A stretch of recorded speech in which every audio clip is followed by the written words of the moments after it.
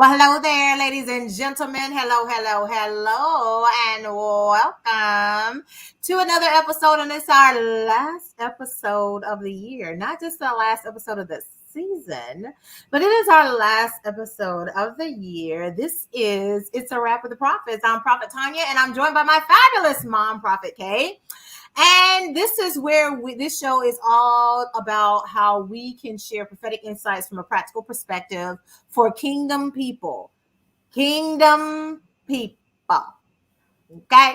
And so this season, we wrapped up the year talking about for the culture. That's what this entire season has been about. Let me just go ahead and remind y'all real quick. Season 4, it's a wrap, is for the culture. Okay.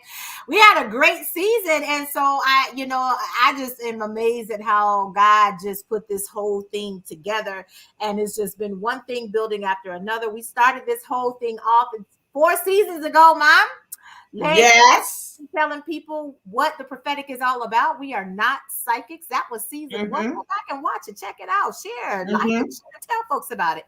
And now here we are, season 4, getting our minds right as a people.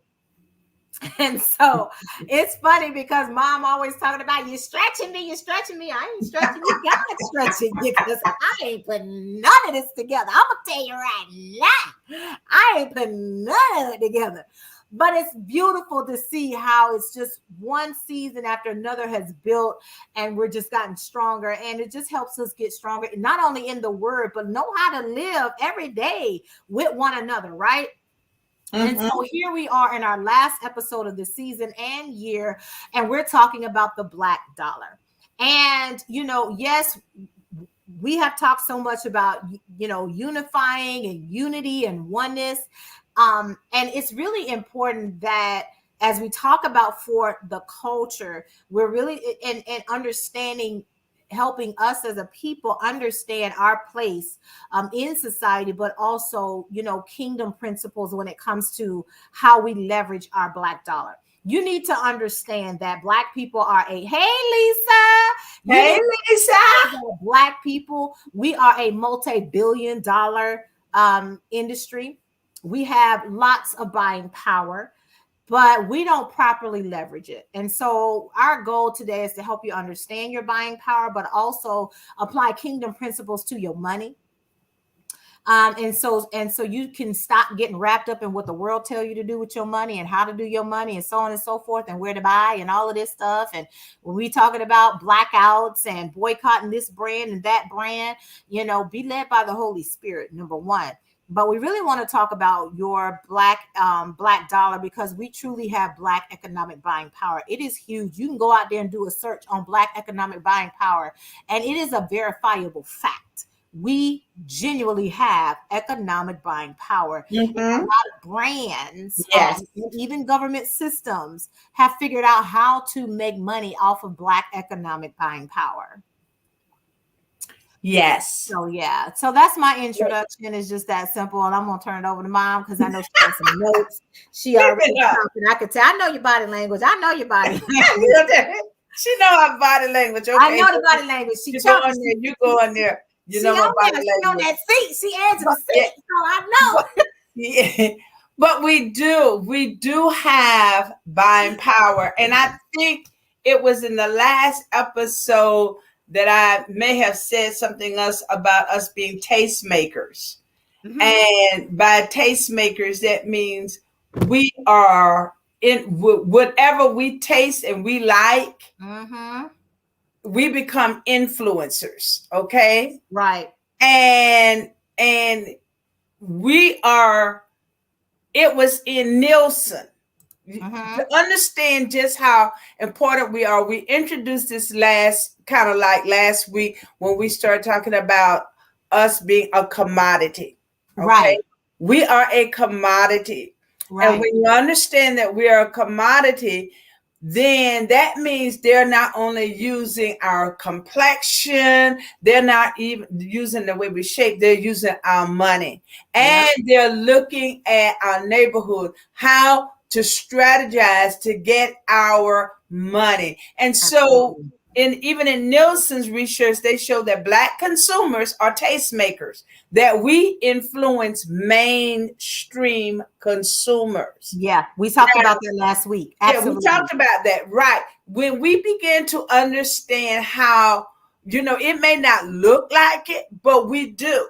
Okay, and we're influencing. So that means our money has power. But also, we've got to understand, going back for the culture and going back in our community and in the kingdom, we have heard two sides, not a balance to money. Either talking about money is all evil and bad, okay? And prosperity, we ain't got no business talking about that because that's not what the Bible say. We shouldn't be talking about money all the time, what have you. And that's not. Y'all ain't reading the Bible that I'm reading, because the Bible tells me that money is an answer.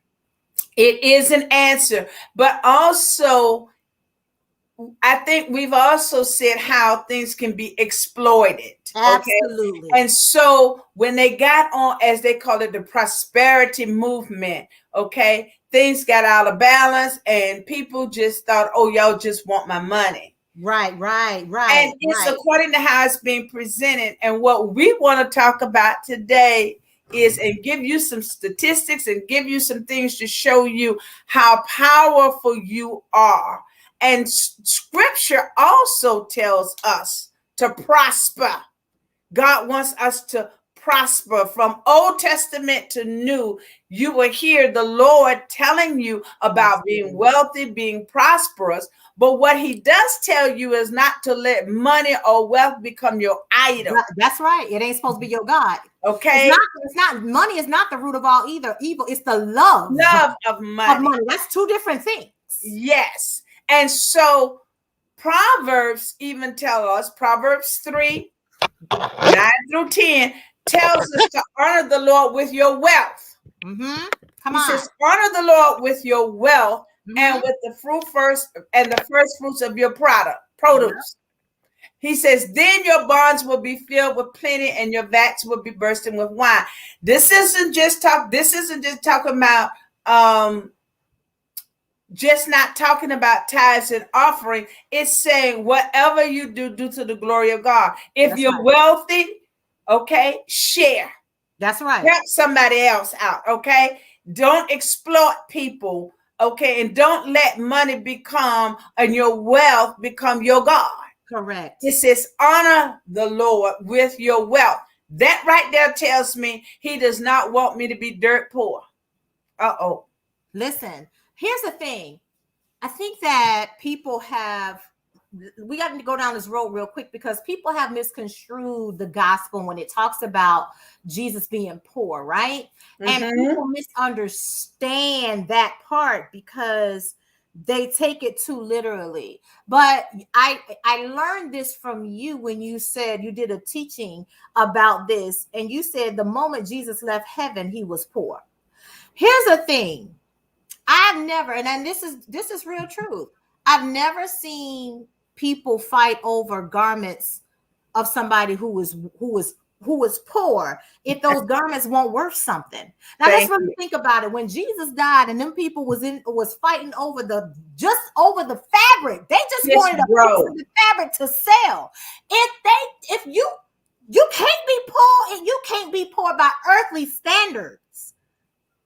If people are fighting for a piece of the fabric of the clothes that you was wearing when you died, that robe, robe, it was quality. Jesus was not poor by earthly standards. He was poor by heaven's standards, like you taught, but he was rich by earthly standards. He was very wealthy. I ain't trying to be funny, but when Jesus went, he believed God for everything. I mean, because when it came to the taxes, you go in the fish mouth and there go the tax. Wherever they went, they had provision. He knew how to multiply. Jesus constantly multiplied everything his hands touched. Multiplication equals wealth. That ain't poor. Poor people don't know how to multiply. Can we just be real? Let's bring it practical. We're talking practical. When have you seen a poor person know how to multiply something? If they did, they wouldn't be poor. Thank you. And you have to have the mindset. Okay. That's it. Being wealthy requires a mindset, and it requires work. Okay. And focus. All right. And I'm not just talking about physical work, I'm talking about mental work. Come on. Okay. It requires strategy. It requires, some people don't like to use this word, but it requires budgeting. Yes, you have to budget. You've got to set goals, and you have to do all of these things. And at the same time, not only budget, you've got to exercise self-control. And there comes a times that you just don't buy. Okay. So going back to the black dollar and how valuable we are. Okay. Forbes, just this year in September, Forbes wrote an article about some analysis they had done on our spending in 2019, and it came out in just this year. And they were talking about we are the second largest consumer group, yet we are only 13.4% of the U.S. population. Hear what I'm saying? 47.8 million strong causes us to be the second largest consumer group. We're talking about that in the U.S. Yet we are only 13.4% of the U.S. population. Come on, break it down. And it says we accounted for under 10% of the nation's total spending. Now, some people could use this as a negative, but they're looking at this as a positive because they're saying we spend a lot of money. Thank you. So if we're spending a lot of money, that also means we don't save. Okay. So what they did was, what they did, you got to look at this. The wealthy said, we need to develop some strategies now because they like to spend money. They're exploiting it. Okay. So what they said is, number one, here's a strategy.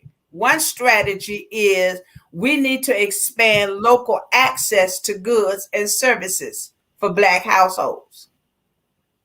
So they recognize, since you like to spend money, we need to expand, look what they say, local access to goods and services. All right. Make it easy for them to get. Make it easy for you to spend your money. Thank you. Then the second thing was create offerings or products which are better tailored to the Black community.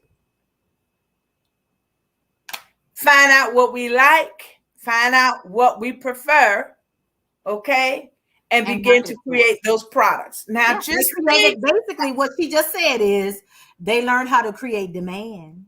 Thank you. All right.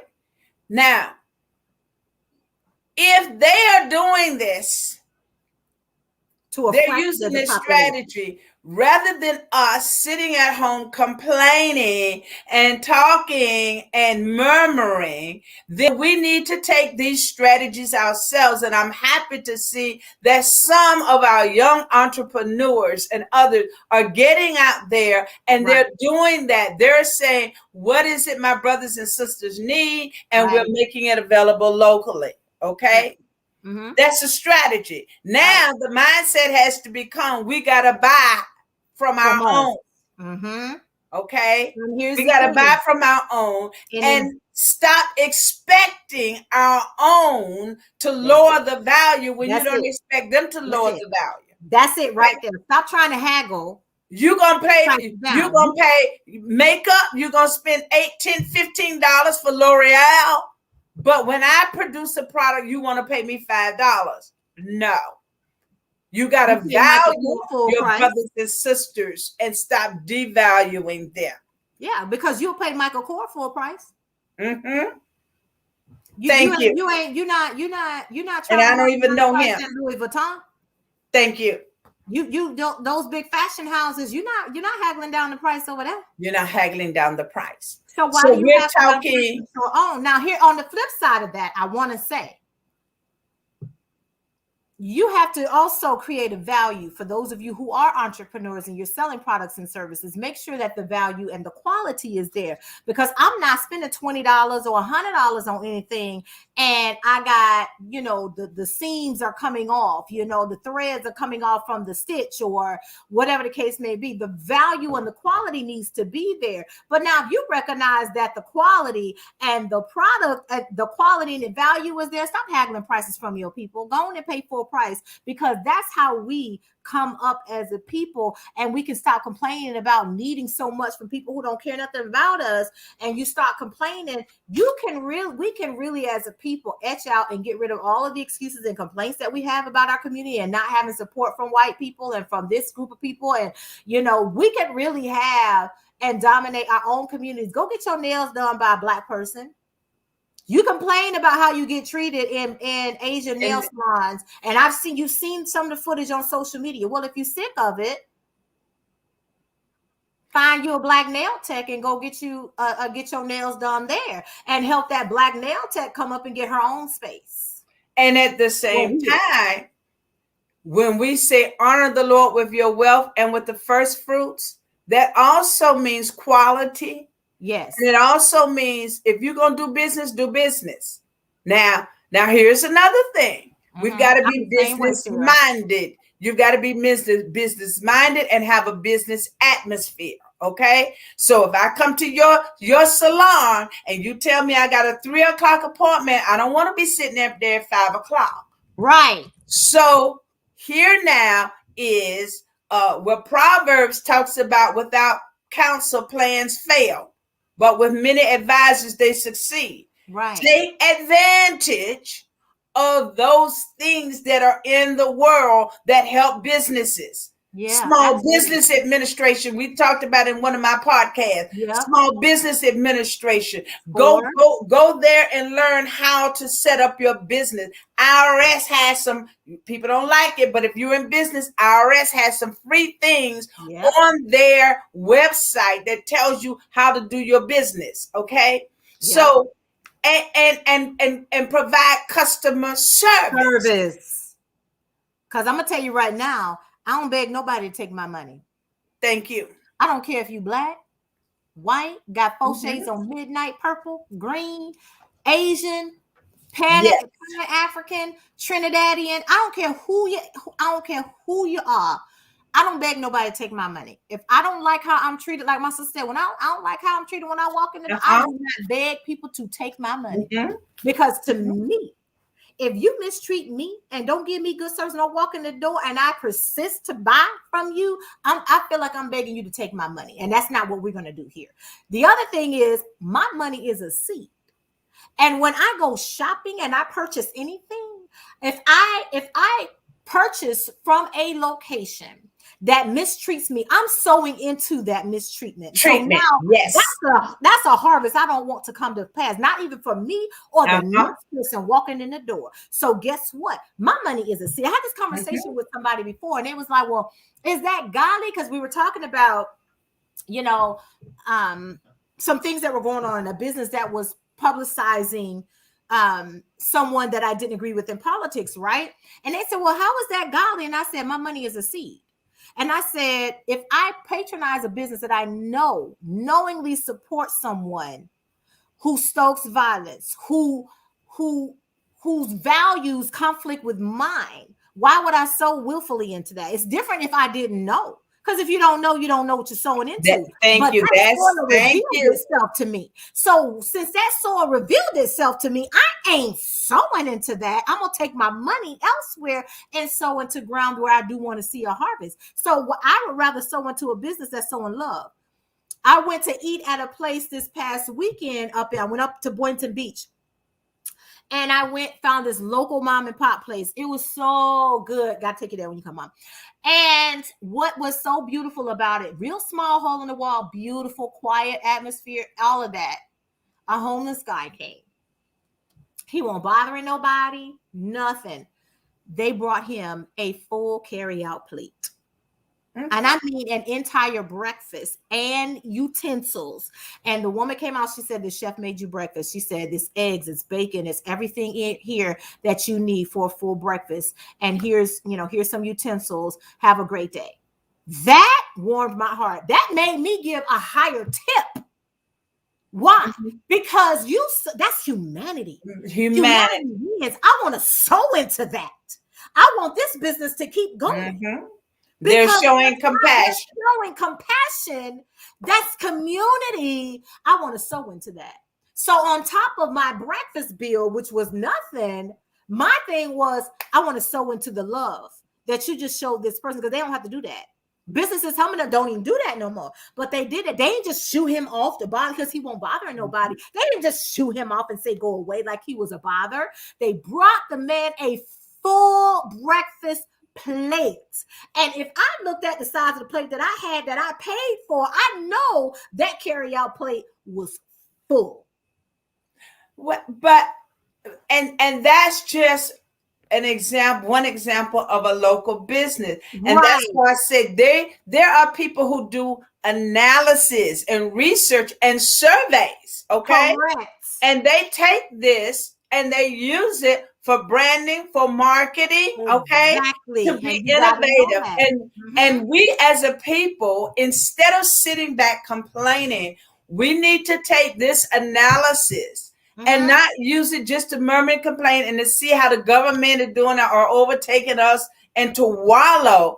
But what we need to do is use it for ourselves, again, to strategize.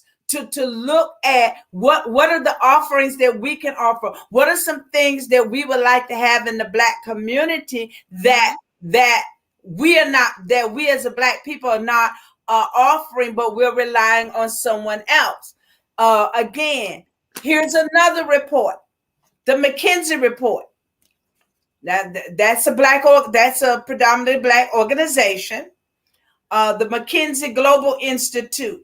They did a report in September based on a survey. They found out that Black consumers, the results of the survey said, number one, they're willing to pay 1.2 times more for offerings better suited for their needs and preferences. Okay, so that means I don't mind spending a little bit extra, what y'all call it, for melanin, for the cosmetics that looks okay. You see what I'm saying? I don't mind paying a little bit extra, okay, for my hair products because it's for my hair. All right. They said, look what they said, 1 to 2 times more for offerings, for products, which better suits us and our needs. So put a pin in that, Mom. Why y'all think now all of a sudden Band-Aid, after all these years, and finally came out with Band-Aids, the color, the shade of the rainbow of Black? Thank you. All these years. But can I tell you, why y'all think that Rihanna, it took Rihanna to come out with a shade of makeup for every shade of the Black rainbow? Thank you. Why? Because, see, here's the thing. But remember when they started coming out, remember when Claire Ross started coming out with the shades of brown and the earth tones? And then you saw Avon with the earth tones and all of that. Right. And guess what? We were willing to pay extra more for it. And the sad thing is we shouldn't have to, but we do. But here's the thing. Stop listening to people and don't buy into the whole Black people don't spend money. Black people don't. Yes, they do. People don't give. Black people don't do this. We're tight with our money. No, we're particular with our money. Particular with our money. But thank you. Black folks spend. Otherwise, and that's what these reports are showing. Right, we wouldn't be $1 billion, $1 trillion industry. We are. Do you understand? What we're saying is that you, as Black people, as a people, are an industry. Thank you. You're an industry. Thank We you. said it last week. We set the trends. We are Mhm. trendsetters. Fads, trends, everything follows Black culture. I don't care if it's TV, radio, entertainment, media. I don't care. Why you think, again, archaeologists going around digging up bones of Black people over in Africa? You don't see them going, no, you don't see them going to Rome digging up folks. You don't see them going to Germany digging up bones. You don't see them going to Iceland digging up bones. They don't go none of them places trying to dig up Viking bones. You don't see none of that happening. But Africa, right? Why? You are an industry. Black folks, we are an industry. And these people have studied us. What did I tell y'all last week in book here? Y'all, it's still here. It's still here. Because we are an industry. We are an economic system. We are a means for white folks, Thank you. to be honest, to make money. They said it in the beginning, the early part when it says the making of a slave. He lays the foundation that he said, Black strength, Black people are an economy. And Yes. he laid a foundation of how to make money to build wealth off of the backs. He wrote it out of Black people. Do you know that this is still going on, but it's just evolved? And what he said, with it. correct. So And he guess said what? it's not for, it wasn't for It's then. not for It wasn't today, just it's for the then, it was for future. It's generations. always, the concentration is always on the future, right? So if the concentration is always on the future, do you know that what's being in place right now ain't for you right now?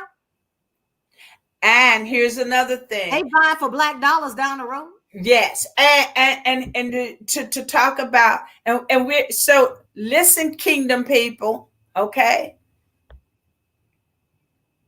There's nothing wrong with money, and there's nothing wrong with wealth, and there's nothing wrong with prosper. It's when you allow it to become your God. That's right. Recognize that we are, as a people, I got to say that, Evangelista, we are valuable. And the system of this world recognizes our value, so much so that they're doing what I say, analysis, report. They're studying our spending habits, okay? In last year, here's another report. CNBC in July 2020 talked about the buying power of Black America. We just talking about Black Americans now, how much it's growing, okay? And as our buying power was growing, it highlighted even more the racial profiling of retail stores. Come on. Yes, it does. Okay. They began racial profiling, and it showed that it still exists. Now, we knew this, okay? We knew racial profiling existed in retail. We knew it had not gone away, but it began to highlight it for the investors and the owners. And they realized this is a problem because these people are coming to spend our money and you profiling them, okay? So they began to find out that, wait a minute, Blacks are still being snubbed by salespeople. We're still being followed and looked at suspiciously, okay? We're still being hassled by security, all right? So guess what? You're hassling the people who are coming to spend money that are Black. And they recognize, wait a minute, we bought these products in, we bought these goods in because we were targeting this group of people, but now our employees are mistreating them, and now they're not spending money. So then, retail giants, these corporations began to see it, and they said, we need to do something. So along with a lot of other companies, they began to say we need some reform, and they began to denounce racism, and they began to denounce police brutality, all right, because it's now hurting their business. Okay. So corporate America, not all of them, they began to condemn racism, and they began to say, listen, we pledge to expand diversity in our ranks. We plan to expand diversity in our training. Okay, Walmart, Nike, TJ Maxx, Gap, Victoria's Secret, all of them said this. So that means that they recognize us. All right. So now it's an opportunity for them to come into our neighborhoods and get our money, but it's also an opportunity for you to get in the corporate ladder and to get trained. Here's If the thing that's too. if you want to work for them, okay? Right. But Mom, hold on. I want to put a pin in that because pay attention to the brands that she just labeled off. Now think about the treatment and things that you've seen, because don't ignore the videos and stuff that you see of how you've been treated traditionally. If you think overnight this is gonna change, no, it's all about getting your money. At the end of the day, it's performative. So who's truly trying to change versus those who are performative just for your money? Thank you. And this is why we say maybe you need to go look at redirecting your money. Yes. Because you think Walmart has changed? No. You want to know why? They can't even pay their employees a living wage and won't. They'd rather use machines before they pay their employees, human people, a living wage. Victoria's Secret don't care nothing about Black folks in their stores. They have full-on videos of folks being mistreated in their stores, and they still ain't doing nothing about it. The only people who really made an effort has been Starbucks consistently. Now they might be struggling a bit, but consistently Starbucks has made an effort to redirect, and they looked internally. It wasn't an external issue. They looked internally and made an effort, and consistently has been making an effort. But all these other brands don't care nothing about you. You got whole brands who done said they don't want you, but you still spend your money on it. For instance, Michael Kors, he straight up, he done been on told long time ago. Tommy Hilfiger and some of the others, Vanderbilt. They ain't make their products for Black folks. They don't really want you in it. Thank you. But you still spend your money on it. You walking around here like that's the best thing smoking, but you got Black designers that celebrities are wearing and using, but you don't spend your money there. And here's another thing. It gets me when people say, oh, they don't like the way they're being treated at Walmart, how it is, so they go to they call it Target. They call it Target. And I'm saying, you're not treated any better in Target either. It just looks like it. What are we saying? If our Black dollars has this much buying power, going back to the thread, one of the things that's been in our thread is unity. They wanted to divide us. But what would happen if a cooperative group of investors, Black investors, open a store like Walmart? Come on. But here's the thing. We got to open it. We got to open it, do business. Hear what I'm saying? And stop with inventory issues. What do I mean? That means stop internal stealing. Right. Stop stealing. Stop stealing internally. Okay. Yeah. Yeah. All right. A lot of our stores, mom and pop, and our local store go out of business. Why? Because of not just from outside, they're internal. What do they call that in what do they call it? Inventory control. Yeah. Your inventory is out of control because you're hiring also friends and all of them know it's time to do business. I'm not hiring you, and I know you got finger problems, problems, drug problems. Right. No, my business is not your therapy. It's not rehab. Right.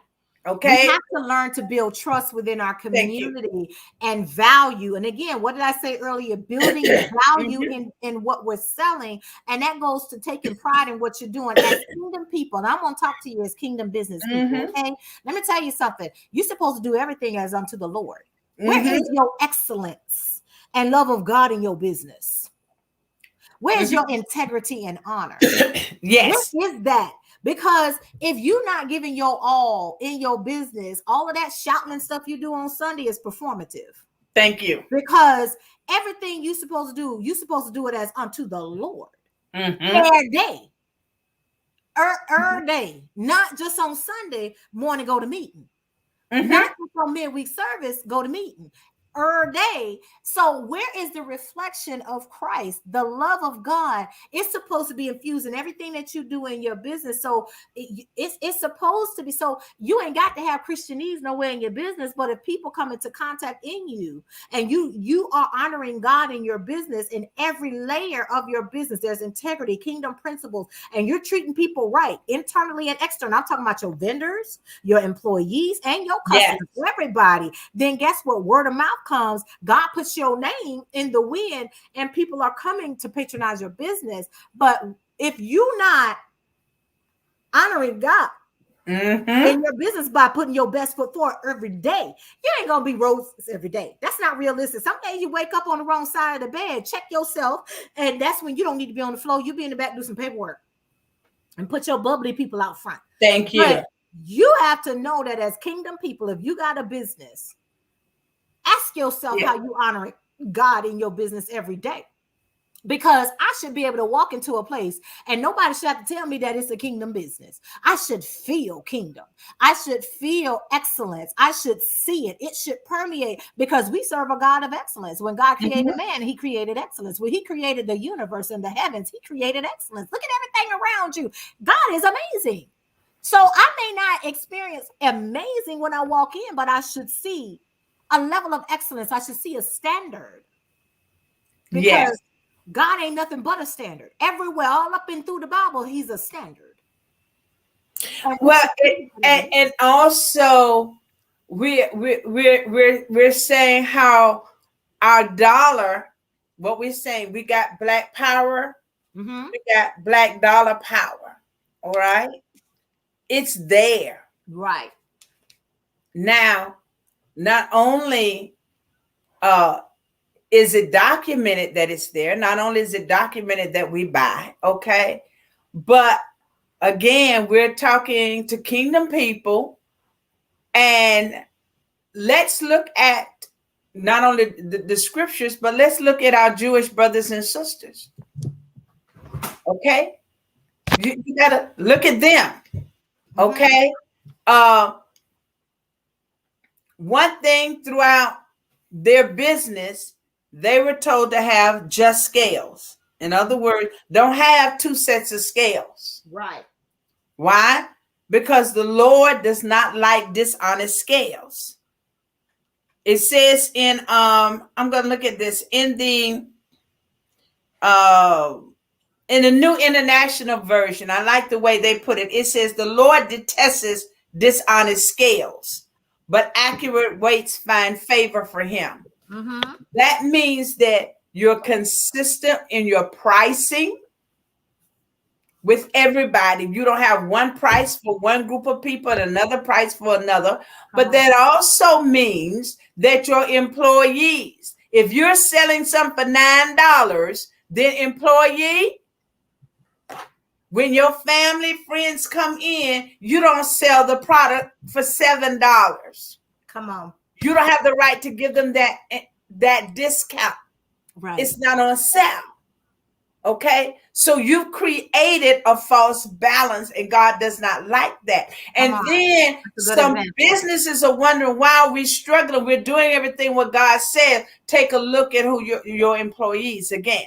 And somewhere you're going to see some problems with your inventory. Right. It's time again and you got to look at, not only do you have dishonest weights, you got dishonest employees. And guess what? When you dishonest in one of those other stores, what do? They fire you. Yeah, you got to stop nickeling and diming people. The other thing is, let's talk about family business, okay?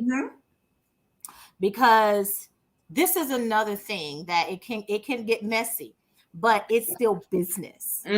Last night's son, it's just hit the news. I think it was yesterday. Just got jail time for the foolishness that he was doing in that restaurant.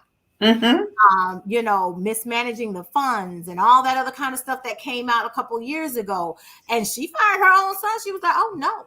Soon as she found out what he was doing, she shut it down, and she came out with a statement. She said, I'm not having it. I don't care who it is. She said, I have worked too hard on my name and my brand for it to be tarnished like this. And then guess what? Fast forward after the investigation, guess who going to jail? when it comes to family businesses, I don't care if it's small, large, whatever, you have to know that first, it's a business.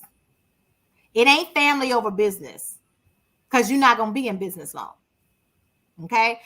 This is not a hobby. This ain't a family affair. This is full on business. You have a responsibility to stakeholders. That's why when people talking about, I want to start a business because I don't want to answer to nobody. That's a lie. You're going to always answer to somebody. You're going to answer to IRS. You're going to answer to your state government. You're going to answer to your local government. You're going to answer to your vendors. You're going to answer to your customers. You always answer to somebody. I want to be my own boss. And you might still be your own boss, but you're going to answer to somebody.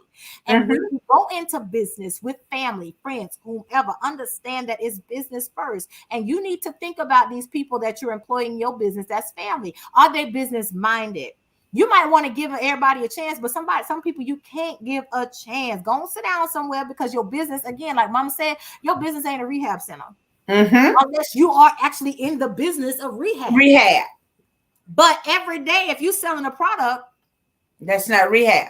That ain't rehab. You need to go, like, seriously, unless you are doing group therapy and so on and so forth, that's different. And you want to offer a family discount, or you want to do that's different. But for the most part, things get messy and you have high turnover and you have issues in your business because you don't know how to tell folks in your business, your family, to go sit down, because they got loose lips. They're going to tell your business to other people that ain't got no business knowing what's going on in the business day to day, or they doing tomfoolery, or they trying to run a side hustle out of your business.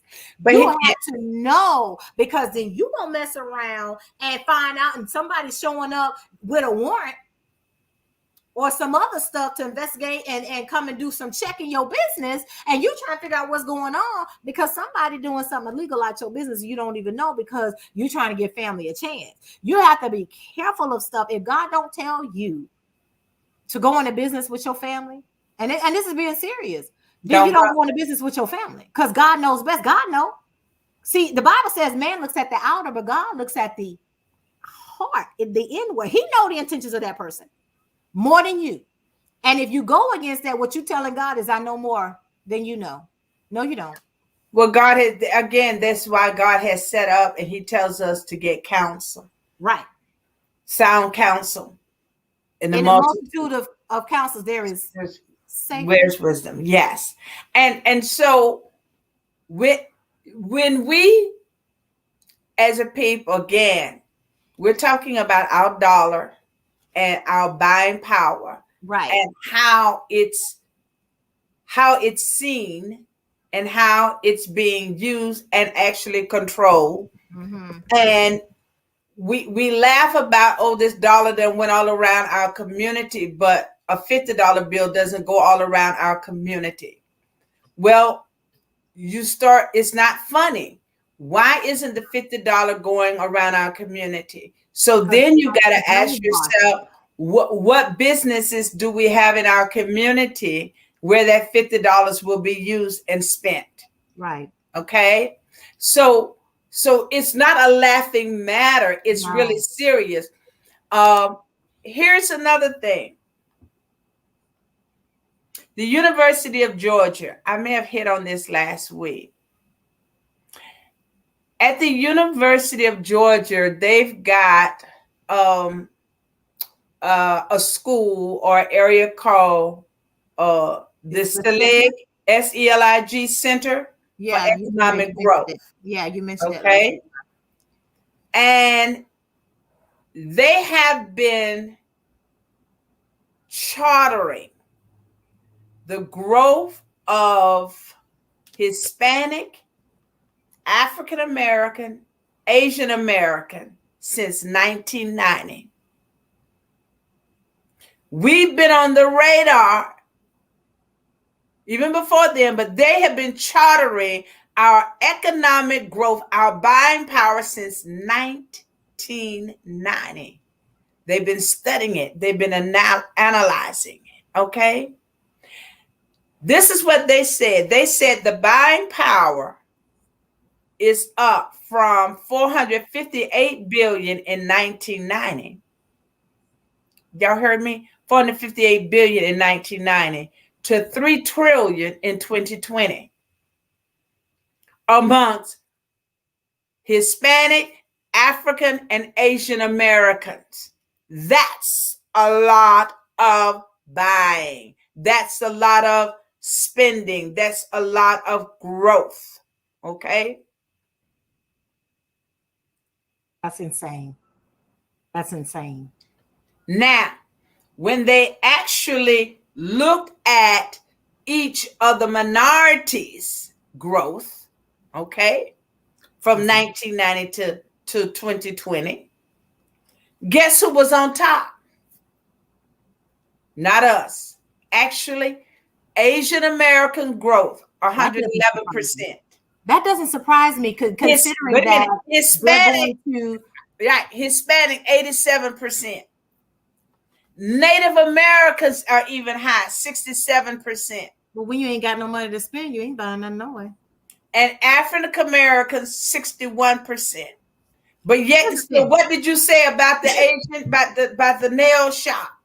So right. We go, we support exactly the nail shop, we support their spa, we buy their so they're making money. So when you got more money that you're making, you're spending more. And you and you have it more economic. So yes, one report showed us we were great, but when they start breaking it down but notice that's from 1990 to 20. So they're chartering the growth, they're showing you over a period of time is actually Asian Americans. That's why they're a threat to the European. The Asians are a threat. Okay. Hold on. I want to put a pin in that too, because I find it unique and interesting that those demographics, the buying power, those who are increasing their growth, they're mimicking the census. These are the same demographic of people who are slated to outpopulate. Yes, ma'am. White America in the U.S., not Black folks, Asians, Hispanics, and Native Americans in that order. And it's been that way for a while. The census for a while. Okay. And this is projected to be coming by 2025. Correct. They're even talking about universities and schools having more Asians. Correct. Than Europeans. Okay. So it's interesting that as a people, we're still on the low end of the totem pole to get reparations or anything like that. But why do you think that they were so quick to get an anti-Asian hate crime bill passed? But we can't get one for Black people. I don't even know if Native Americans got one yet. Again, see, think about it. You can't get an anti-Black hate crime bill, but they want your vote and they want your money. And look who politicians are going after. And these are things that we must pay attention to. And going back to all of these things we talked about for the culture weeks before, colorism, the Black male versus the Black female, all of these things are strategies that they're using to keep the Black community divided because they understand and they know what we can do collectively. And I want to say that, hold on, let's put a pin in that. Let's talk about those demographics Mom just shared, right? Let's look at the Asian community. That's one unified community. Why do I say that? They go into Black communities. They set up businesses. They take advantage of all the tax breaks that the U.S. gives, for foreign investment businesses, right? They make all this money. They don't invest back into the Black community where they get their money from. They take it back. They send money back home to Asia, to their home country. They stay within their own dwelling spaces. They don't come out, just like Mom said. Jewish people, they make their money and they spend with other Jewish folks. That the first go-to is, what Jewish business can I patronize? But it's not seen as racist. But the moment Black folks do it, the moment we want to unify, and the moment we want to stop taking our dollars there and cycle it back into our community, it's a problem. Greenwood, Oklahoma. Why y'all think they burnt it down? White folks actually used to travel. It was 6 city blocks of nothing but successful Black businesses on the side of a track, across the tracks. White folks would actually travel from their side of town to that side of town because the products and services were better. I say the products and services in Greenwood was better than where they were in the white side of town. Greenwood got burnt down because of a lie by a white woman. But it was the tipping point because there were some white men, businessmen that were jealous because they were losing money because them white folks was going across the tracks to shop in with Black people. But we had better quality, better service, better everything, right? So their folks were leaving their community, coming to ours and spending money. So that tipping point when she told that bald-faced lie, as usual, back in the day, so that's what incited, and that's how Greenwood, Oklahoma burnt down. But it was a very successful community. We had our own seamstresses. We had our own doctors, dentists, banks, every 6 city blocks of successful Black businesses. Some were able to recover and start somewhere else, but the majority of them were not. We had our own Black Wall Street. But you know, got turned out. So you got to understand that they understand the power of unity. And this is why I say it all the time. The system fears Black unity because the moment we come together and become self-sufficient, because we are a self-sufficient people, we can be. History proves that we are. Yes. And can be. Then that's a problem because now we're messing with the system because now we're going against what was defined, which is we make money economically in this country off of the backs of Black people. We destroy the mind and keep the body. So we keep you physically here, but mentally you are brainwashed and destroyed from a lack of knowledge. And we keep you ignorant. We keep you suppressed and oppressed so that you keep spending your money the way we want you to. It's a measure of control. And it's like, and there's always a step ahead because again, remember the blueprint is always focused on the future, not the present. And so future generations, they study again. You got a whole school that's sitting here charting. That's right. They're literally charting. So guess what? They're seeing patterns since 1990. You don't think they understand the patterns of all of these different demographics, Asians, Hispanic, and Black folks, Native Americans? You don't think that they see a pattern with you? And you don't think that somebody is not looking at that data and figuring out how to manipulate that? And that's what I'm saying. And they're giving reports. And there are people who study these reports. That is why it is important. That's marketing data. That's market data. It is important. Stop letting people tell you education is not important. Thank you. Now you see why our forefathers and our parents wanted us to get educated so we could know how to research and we could know how to interpret this data. And going back, what you were talking about, you're talking about Greenwood and Black Wall Street. You've got to understand there are many of you who may be listening to this or may listen to this at a later date. If you're in my age group, I came up before integration. So I came up. I know what it was like to have a Black cleaners. Okay, we had our hair salons. Everything was in our community. The only thing my mom them used to do was when we had to go down to downtown for to the major grocery stores or to buy clothing and shoes, but everything else was right there in our community. Again, we had ladies who were seamstress. That was their business.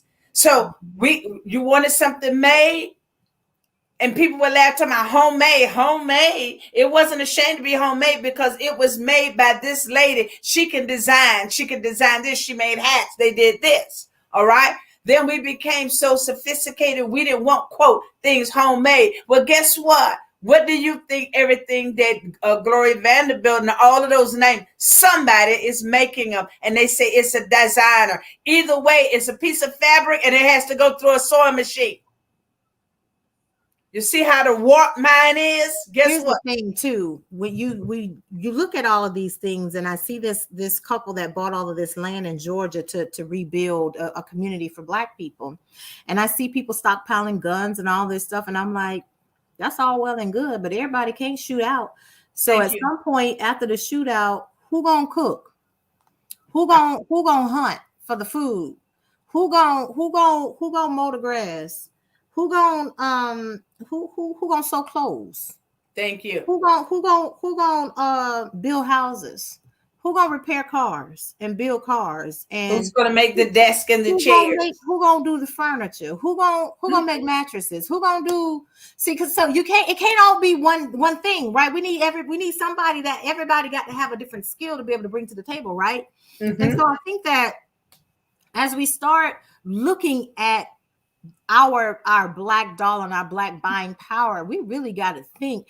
But again, you got to know that everything the system has in place is to keep you ignorant, because if you can keep a people ignorant, you can control them. And again, remember, you're an industry. Black people are an industry, and the whole system of the United States of America, the economic system of America is built off of how can we make money off of Black labor.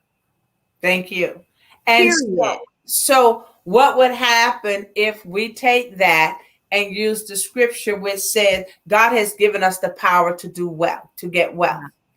He says he's given us the power to get wealth. That means he's giving us the power. He's given us the capacity, the capability to get wealth. He says, only remember me. So here's the thing. Stop. What God has given it to you. So all of the innovation and all those ideas that you people on your job and not getting credit for it and not getting paid for it. How much wealthier could you be if you take all of that innovation and creativity? Because we told you last week that everything hinges upon Black culture. We set the tone and the pace for everything.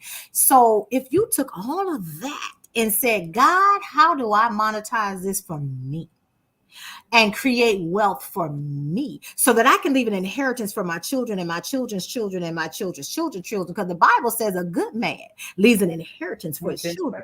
So God, how do I take the innovation and creativity that you've put down on the inside of me? And you know, what invention, and you got some witty ideas and inventions that come to you. God, what do I do with this information? How do I take it next level? How do I take it out of here onto paper into reality so that I can start creating generational wealth and we can go on about our business and do what we need to do, whether it's for kingdom or something else. But Lord, help me. And that's the thing. The other thing is you got to ask God for yourself what to do with your money. You sitting here listening to the system talking about save money for a rainy day. Did God tell you to do that? Because I ain't trying to be funny. We supposed to be dependent on God for everything. So what rainy day? If a rainy day come, ain't God gonna provide? Because the Bible tells me that God provides.